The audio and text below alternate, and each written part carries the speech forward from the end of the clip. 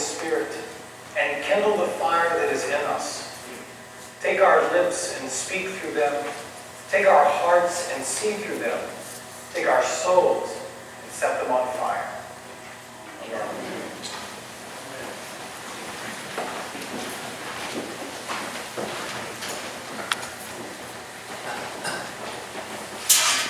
Well, in 2006, Rebecca, Emma, Thaddeus, and I returned to the States after having been in Scotland for 4 years. And it would take me 2 more years of near full-time work to finish my PhD thesis. At the time, we were living on student loans, and so I decided to make ends meet to sign up to become a substitute teacher in the Wichita Public Schools. Well, every substitute had to go through about 4 days of orientation and training. And I found the training quite helpful. In fact, I still remember the first day of training. The first presenter stood up, and they read a quote from a famous educator by the name of Chaim Janot. And he writes, "I have come to a frightening conclusion that I am the decisive element in the classroom. It's my personal approach that creates the climate. It's my daily mood that makes the weather. As a teacher, I possess a tremendous power to make a child's life miserable or joyous. I can be a tool of torture or an instrument of inspiration. I can humiliate or heal. In all situations, it is my response that decides whether a crisis will be escalated or de-escalated, and a child humanized or dehumanized." Well, I took that quote to heart. I wrote it down. I carried it with me, and I consulted it often. And when I became a long-term substitute and I had my own classroom, I posted it right next to my desk. And in lots of ways, these words were my salvation. My biggest fear was classroom management. I think it's the biggest fear of anybody who goes into substitute teaching. I was afraid of losing control of my classroom. But more significantly, I was even more afraid of losing control of myself. I knew my penchant for irritability. So I could imagine myself, day after day, getting into power struggles, which nobody wins. I could imagine trying to use my anger as a way to establish and maintain control. But I also knew that that was a recipe for disaster. Because there was another quote at the time that I was trying to take to heart. This one was taped to my dresser, so that I read it every morning as I got ready for school. It's from a letter written by another person of Jewish descent, a man named James, who happened to have a brother named Jesus. James writes, "You must understand this, my beloved. Let everyone be quick to listen, slow to speak, slow to anger. For your anger does not produce God's righteousness." Now, I've heard these words throughout my life. Be quick to listen, slow to speak, slow to anger. But in recent years, it's this last bit that has captured my attention. Your anger does not produce God's righteousness. My anger does not produce God's righteousness? Ted's anger does not produce God's righteousness? I wish I had learned that lesson before I became a parent. I think it would have saved me and my children lots of grief and anguish. Unfortunately, I think we live with the illusion that our anger can produce God's righteousness. That anger can lead to positive results. Now, we don't believe this about all anger. We know that some anger is destructive. But I still think we hold out with the conviction that at least some of our anger is good, that some of our anger is necessary and useful, and that it can somehow lead to some measure of health and salvation. But I wonder if James would agree with us. I wonder if we might not be in denial about the true effects, the true cost of anger. A few years ago, I ran across these observations. Anger is dangerous because it is addictive. When we feel angry, we feel a sense of power, and that can grip us. Angry people often feed on their own anger and get angrier and more aggressive in their behavior. This sense of power is often false. Anger gives a person the illusion of being right. And when we are angry, we feel self-righteous about it. We feel we are right to express our anger as anger and humiliate other people. That, in turn, only creates more anger. In 2016, in his State of the Union address, President George Bush said America is addicted to oil. Well, I would say we're also addicted to anger. And it's not just that we feel anger, it's that we use anger. We've come to rely upon it, to depend upon it, to establish and maintain some sense of control, or to bring about change in our world. But when you use anger, you end up becoming possessed by it. And it is this demon that Jesus is trying to deliver us from in today's Sermon on the Mount. Jesus knows that we human beings are not free, that we are subject to invisible forces and powers, that we find ourselves stuck in vicious cycles of sin and violence from which we are unable to extricate ourselves.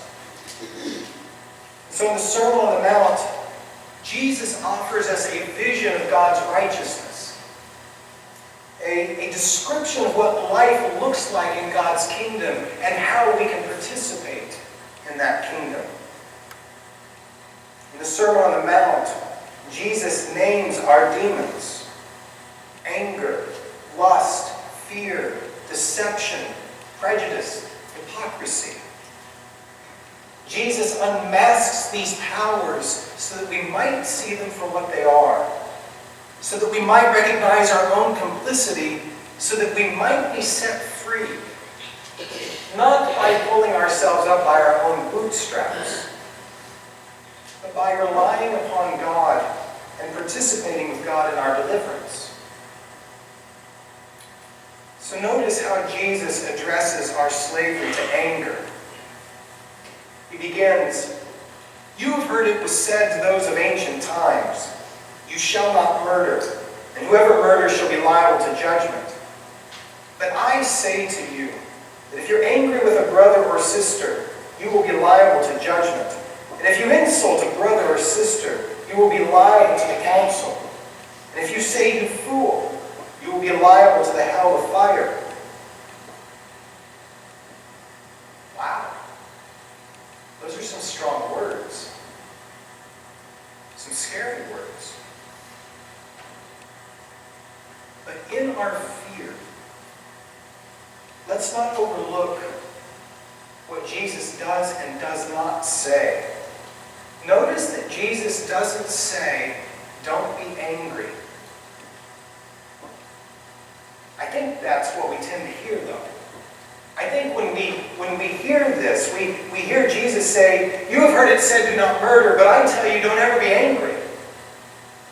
But he doesn't say that. Because our problem with anger is not that we get angry. It's not that we experience anger. Our problem is with the habits of thoughts and action when we get angry. Our problem is with the habits that keep us in our anger. So again, if we look closely, we will see that Jesus does not issue the impossible command, "Don't be angry. Don't ever get angry." In fact, at this point, he hasn't told us to do anything yet. Because at this point, he is simply describing a vicious cycle of anger and resentment that can kill relationships and can kill people. You see, when we harbor anger against another person, what's going on is that we are disconnected from them. And this disconnection is maintained and reinforced through such simple actions as labeling or name-calling. When we insult another person, when we say, "You fool," either when we say it to their face or even when we simply think it in our head, this doesn't actually free us from the anger that we're feeling. It keeps us in our anger. It stokes our anger. It serves to justify our anger in our own minds, and therefore our sense of disconnection grows. And in turn, our anger grows. It's just a vicious cycle. So what's the solution? How, according to Jesus, are we to become free of such vicious cycles of anger and resentment? Well, it's not a simple matter of not doing certain things. At its root, anger is about disconnection. And so what Jesus offers us are concrete actions that seek to establish or reestablish connection with another human being. So Jesus says, when you are offering your gift at the altar, if you remember that your brother or sister has something against you, leave your gift there before the altar and go. First be reconciled to your brother and sister, and then come and offer your gift. Notice what his antidote to anger is. It's not don't be angry, it's not don't insult people, but go and be reconciled. Because it is only in our efforts to establish and maintain connection with other people that we have the spiritual resource to work through our anger and resolve our anger. Jesus doesn't give us a list of prohibitions. Rather, he offers us transforming initiatives, specific, concrete, positive actions that are designed to deliver us from these invisible powers or these internal programs that so often dictate our actions and our reactions. These transforming initiatives are the ways in which we participate in God's grace, the ways in which we participate in our own deliverance. Now, I've told this story before, but it bears repeating because I think it offers a picture of the power of transforming initiatives. So one day, several years ago, Thaddeus was about 5 or 6 years old, and I was in the house. And suddenly, he bursts through the front door, slams the door behind him, and he points at me and says, "You should be outside." Well, I don't know about you, but I was raised in a home where children didn't talk to their parents that way. I was incensed. And I was just about to go down that old familiar road of, "You don't talk to me that way." But a voice inside my head said, "Stop. Listen." And so I did. And in those few seconds, it occurred to me that I had just come in from outside. And Thaddeus hates to be alone outside.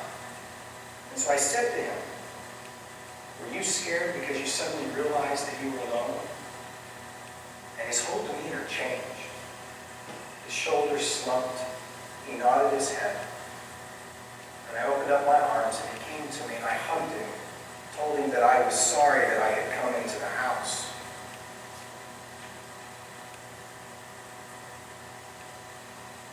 Now, I like that story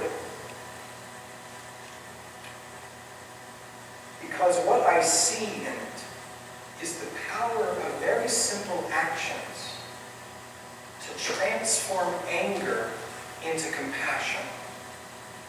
When I stopped, when I took time to listen, not simply to what Thaddeus was saying, but to what lay behind his words, to what was perhaps going on with him, my own anger disappeared, and it was replaced by compassion. And in turn, this compassion freed me from my own need to insist on my own way. Instead, it allowed me to connect with Thaddeus at a deeper level, at the level of his feeling of fear and at his need for safety. In other words, when I was quick to listen and slow to speak, I suddenly found that I was also slow to anger. Now, had I responded out of my original anger, I know that things would simply escalate. Thaddeus and I would have carried on shouting at each other, each insisting that the other listen. I've been down that road before. But here's another thing. Had I simply told myself in that moment not to be angry, that wouldn't have worked either. Because I wouldn't have been tuned in. I wouldn't have had the awareness to recognize what was going on for Thaddeus. Now, I sent out an email plea, not an email, a Facebook message, saying I was going to preach on anger this Sunday and would like some suggestions on what to talk about. I got one. The bishop told me to count to 10.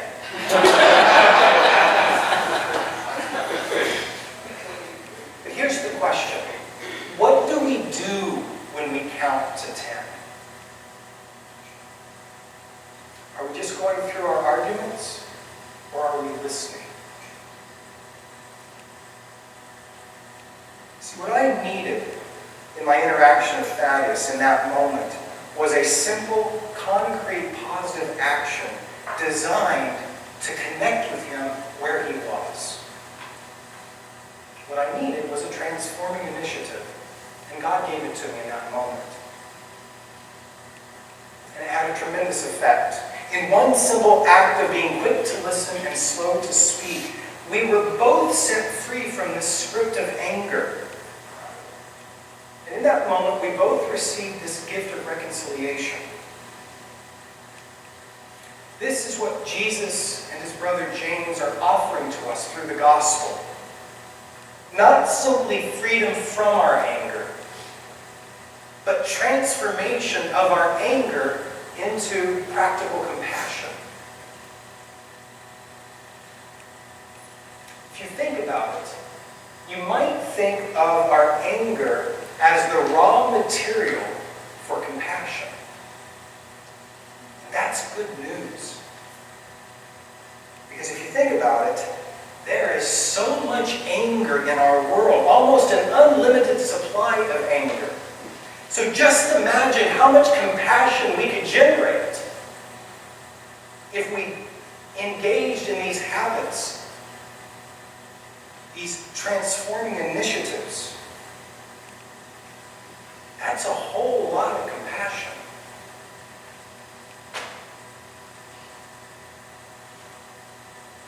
Thanks be to God.